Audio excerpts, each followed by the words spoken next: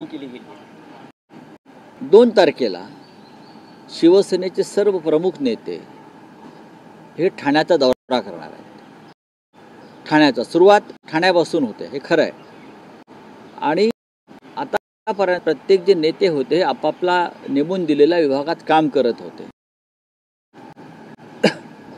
नेत्यांनी असं ठरवलं उद्धवजींच्या संमतीनं की काही महाराष्ट्रातले भाग असे आहेत जिथे सर्व नेत्यांनी, प्रमुख नेत्यांनी एकत्र दौरा करावा आणि शिवसैनिकांशी संवाद जो आहे तो निर्माण करावा, संवाद करावा, त्यांचे विषय समजून घ्यावे, जागेवर जाऊन पदाधिकाऱ्यांना भेटावं. हा एक आमचा नक्कीच कार्यक्रम ठरलेला आहे आणि त्यानुसार आम्ही 2 तारखेला ठाणे दौऱ्यावर जातो. सगळे शिवसेनेचे नेते, नाही नेते, उद्धव ठाकरे साहेबांचा दौरा आम्ही नंतर ठरवू. मग पालघरला जाऊ, मग कोकणात जाऊ. साधारण आमची त्या दिशेने आम्ही चर्चा करतो. आता आज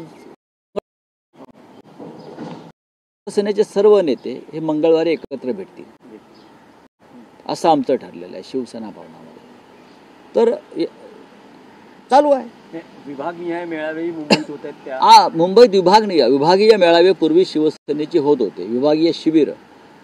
त्याची सुरुवात पासून आम्ही करतो आहोत.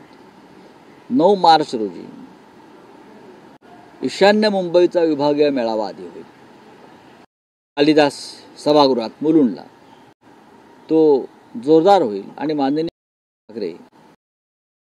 माननीय आदित्य ठाकरे, सर्व शिवसेनेचे नेते, पदाधिकारी, या भागातले उपशाखा प्रमुख पदापासून सगळे पुढले,